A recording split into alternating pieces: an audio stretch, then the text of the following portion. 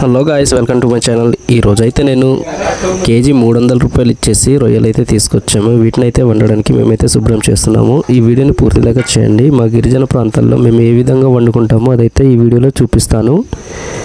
ఈ వీడియోని అయితే పూర్తిగా చూడడానికి ప్రయత్నించండి. మీకు తప్పకుండా నచ్చుతుంది అనుకుంటున్నాను. నచ్చితే కనుక ఒక లైక్ అయితే ఇచ్చుకోండి. చూడండి, ముందుగా ఇలా తీసేసుకోవాలి.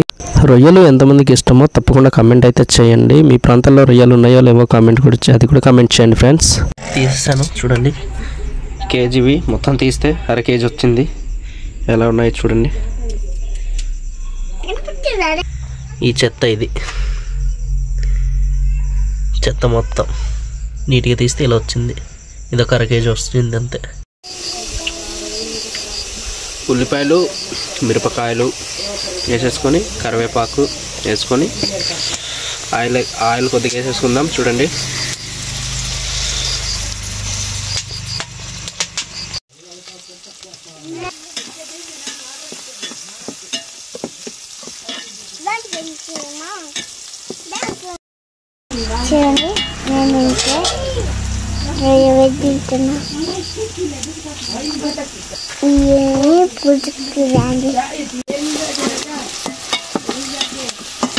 కట్టెల పొయ్యి మీద మేమైతే వండుకుంటున్నాం.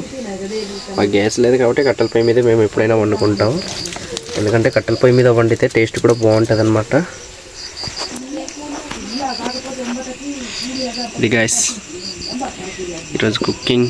టమాటా అయితే ఇప్పుడు వేసేసుకుందాం. అక్కడ వేయండి.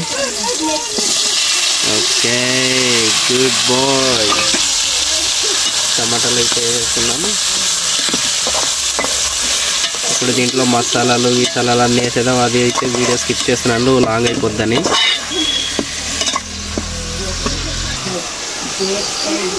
సాల్ట్, కారం వేసేసుకున్నాం. కలిపేసుకుందాం. చూడండి ఎంత మంచిగా అవుతుందో.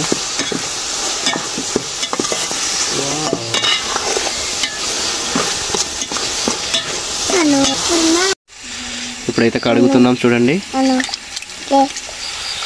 కడిగేసిన వాటిని అయితే ఇక్కడ వేసేద్దాం.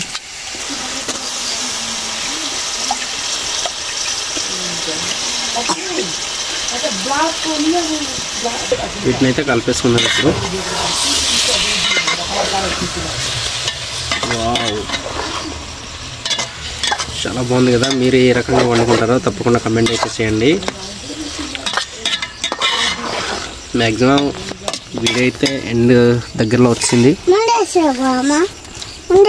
కలిపేసుకొని ఇప్పుడైతే ఇందులో అయితే కొద్దిగా వాటర్ వేడి చూస్తుంది. మూత అయితే వేసేద్దాం.